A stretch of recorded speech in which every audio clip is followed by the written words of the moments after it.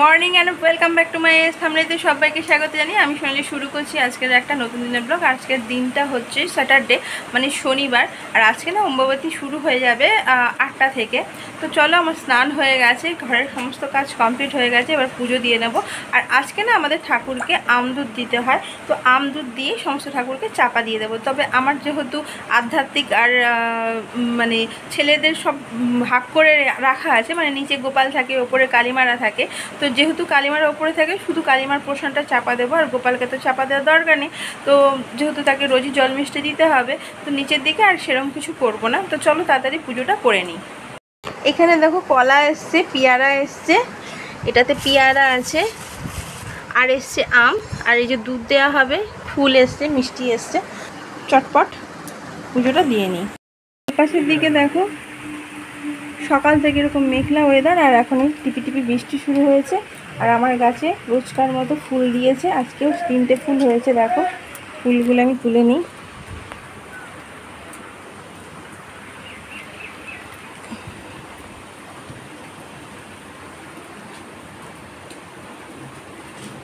ভগবানের অশেষ কৃপায় আমি গাছ দুটোকে কুড়িয়ে পেয়েছি। এপাশের দিকে আমার পুজো দেওয়া কমপ্লিট হয়ে গেছে। ছোটো বাটিতে করে দুধ দিয়েও নিয়েছি। দেখো সমস্ত দেবতাদের আমার ভোগ দর্শন দেওয়া হয়ে গেছে। আর ওপরের দিকে দেখো এই যে কালীমা রয়েছেন, লক্ষ্মী, নারায়ণ, জগদ্ধাত্রী মা রয়েছেন। আর এখানে চাপা দিয়ে নিয়েছি সমস্ত আধ্যাত্মিক দেবীদেরকে। আর নিচে আমার গোপাল, গণেশ, বজরংবলী, তারপর রাধাকৃষ্ণ এনারা রয়েছেন। এপাশে লোকনাথ বাবা, নমঃ শিবায় রয়েছেন। আর এদিকে মা তারার একটা ছবি ছিল, সেটাও চাপা দিয়ে নিয়েছি। এবার প্রসাদটা তুলে নিই।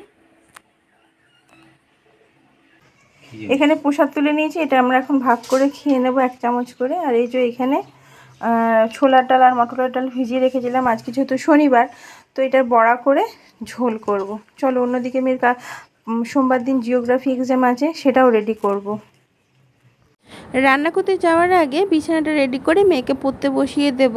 আর হঠাৎ করে দেখলাম 1 সপ্তাহ ধরে যেহেতু মেয়ের পরীক্ষা চলছে, আর এগুলো না মোছা হয়নি, কেমন একটা ধুলো ধুলো ব্যাপার লাগলো। আর এইসবে যদি ধুলো থাকে না, বড্ড বিশ্রী লাগে।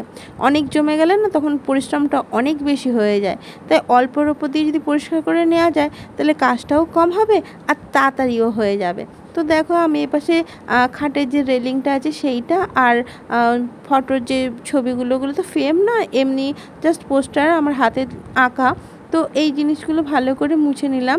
আর এপাশে আমাদের কয়েকটা ছবি রয়েছে, সেগুলোও মুছে নিলাম। আর মেয়েকে এখানে দেখো আমদুধ খেতে দিয়েছি। প্রথমে খাবে না বলছিল, তারপর বকাবকি করতে খেয়ে নিল, বলছে মা কেমন এটা খেতে। যাই হোক, আর বাদামগুলো এখানে ভেজে রাখা হয়েছে, বেশ মচমচেই হয়েছে ভাজাটা। তো আমি একটা খেয়ে দেখলাম যে ঠান্ডা হয়েছে কিনা, তাহলে বয়ামে এবার তুলে রাখতে হবে।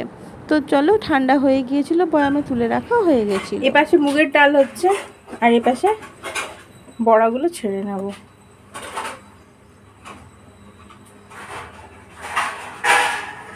বেশি শক্ত করবো না, এই জন্য একটু জল জল দিয়ে বাটা হয়েছে, নাহলে ঝোলের মধ্যে না শক্ত দিলে সেদ্ধ হয় না, বিচ্ছিরি লাগে, ঝোল ঢোকে না।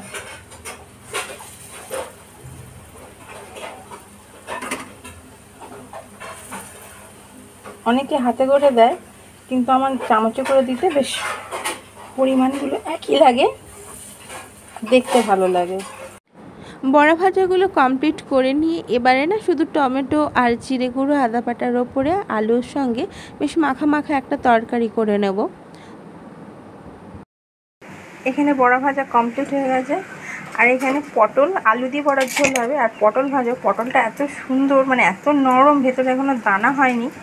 তো আমি পুরো চোখলাটা তাই জন্য ফেলিনি, শুধু ওপরটা ঘষে নিয়েছি। এখানে তেল বসিয়ে নিয়েছি, এখানে আলু তুলে দিই, আর এপাশে পটল তুলে দিই।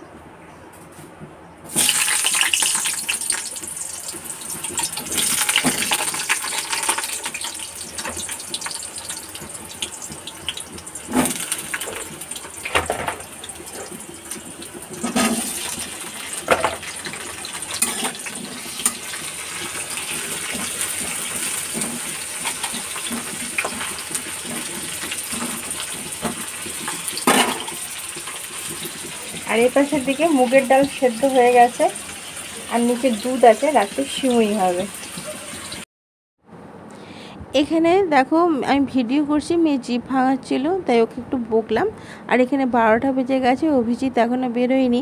মেয়ে মুড়ি খাচ্ছে, এই 12টার সময় ওর খিদে পেয়েছে বড়া ভাজা দেখে, তোকে দিয়ে নিলাম। আর অভিজিৎ না একটু গেঞ্জি টেঞ্জি পরে এই গরমে, তাই ওকে ভিডিওতে আনতে না আমার খুব লজ্জা লাগে। আর এ পাশে ছোটো ভাগনা এসছে অনেকদিন পরে। চলো এখানে ঝোল কমপ্লিট হয়ে গেছে, অভিজিৎকে দিয়ে দিয়েছি, ওটা বাটিতে ঢেলে নেব। পুজো দেওয়ার পর সারাক্ষণ ধরে মেয়ে আমটার একটু একটু করে টুকরো করে খেয়েছে, এবার ভাতের জন্য একটু বাঁচিয়ে রেখেছে।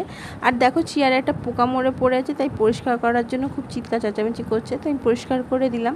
আর এইদিকে দেখো ভাত নিয়েছি, অল্প করে বড়ার ঝোল, পটল ভাজা, একটা বড় ভাজা, মুগের ডাল আর একটু আচার নিয়েছি। আমি না আচার ছাড়া একটু খেতে পারি না, যেন কেমন একটা লাগে।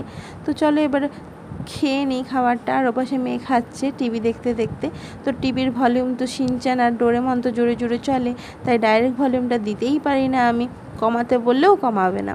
আর যথারীতি সন্ধ্যের সময় টিউশন পড়তে বসিয়ে পড়েছি। আর এই যে এইদিকে সবার এক্সাম প্রায় চলেই এসেছে, এদের দুজনের, এরা পড়ছে আর মেয়ে তো চলছে। মেয়ে একেবারে মুখস্থ করে নিয়েছি, এবার আমার ধরার পালা। এই যে আমি এখানে খাতাতে লিখছিলাম, কারণ ভাবলাম তোমাদের সঙ্গে ওদেরকেও একটু শেয়ার করে নিই বলে কিছুক্ষণ ভিডিওর মধ্যে ওদেরকেও নিলাম। তো ওরা চলে গেছে 10টার সময়। এদিকে দুধ গরম বসিয়ে দিয়েছি। আর এপাশে দেখো হালকা করে সাদা তেলের ওপর সিমুইটা ভেজে নেব। আর অনেক জায়গায় না ভাজা সিমুই কিনতে পাওয়া যায়, আমাদের এখানে পাওয়া যায় না, আমাদের এখানে মানে এমনিই সিমুই পাওয়া যায়। তো এটাকে তেলে ভেজে নেব, তারপর ওপর থেকে তো ঘি যেমন ছড়িয়ে নিতে হয় ছড়িয়ে নেব। আর এপাশের দিকে দেখো আমার গরম গরম রুটি রেডি হয়ে গেছে, খোলার সঙ্গে সঙ্গে কি সুন্দর গরম হাওয়া বেরোলো। তো তেলও গরম হয়ে গেছে, এবার আমি এর ওপরে সিমুইগুলো দিয়ে নেব। তারপর কিছুক্ষণ নাড়াচাড়া করে বেশি লাল লাল হয়ে যাবে, তারপর দুধে এটা অ্যাড করে নেবো। পাশে তো দুধ ফুটতে দিয়ে নিয়েছি, বেশি গরম করব না, চিনি দিয়ে আর অল্প নুন দিয়ে যতটা দরকার হয় ততটাই করব। আর আমাদের বাড়িতে যেহেতু মিষ্টি বেশি খায় না কেউ, তাই মিষ্টি বেশি দেওয়ার প্রশ্নই নেই। দুধ এখানে অফ করে দিয়ে তারপর আমি না সিমুইগুলো দিই। দুধের মধ্যে আমি বেশিক্ষণ ফোটাই না, তাহলে কি হয় বেশ কাদা কাদা টাইপের হয়ে যায় ফুটালে। আর আমি গরম দুধের মধ্যে দিয়ে চাপা দিয়ে রেখে দিই। দেখো কি সুন্দর এখানে হয়েছে, বেশ দুধটাও থাকে সিমুইটাও থাকে, মানে বেশ ভালো লাগে, ঘেঁটে যায় না, তখন কাদা কাদা টাইপের হয় না। এবার দুধ আর সিমুই বেশ সুন্দর থাকে। ওপর থেকে দেখো এলাচ গুঁড়ো ছড়িয়ে দিয়েছি। আর এই পাশের দিকে দেখো সকালবেলার যে বড়া ঝোল করেছিলাম সেটা আছে, ডালটাও আছে। আর ভাত অল্প বেশি হয়েছিল, আমি জল ঢেলে রেখে দিয়েছি, কারণ রাতে কেউ ভাত আর খাবেও না। তো এপাশের দিকে দেখো মেয়ে এখন বেজে গেছে রাত্রি প্রায় 12:30 থেকে 1টা, ওর বাবা এসে গেছে, কি একটা বানিয়েছে, এটা নাকি কি আলমারি ওর নামে তৈরি। তো দেখো এর মধ্যে কী সব থাকবে সেগুলো ড্রয়িং করেছে, পরে ওগুলো কেটে কেটে ওর মধ্যে ওগুলো স্টোর করবে। খাবার দাবার সব রেডি আছে, খাবার জোগাড় করে নিয়ে বসে আছি। এই যে ঘড়িতে বেজে গেছে, ঘড়ি দেখাতে পারছি কিনা জানি না, প্রায় 1:30 বাজতে যায়, এখন 10 মিনিট হয়ে গেল, কারেন্টের কোনো দেখা নেই। জানি না আজকে সারা রাত আসবে কিনা। আর অভিজিৎ বাইরে ঘুরছে, কারণ গরমে ঘরে থাকতে পারছে না, আর সকালবেলা বৃষ্টি হয় না, প্রচুর গরম বেড়ে গেছে।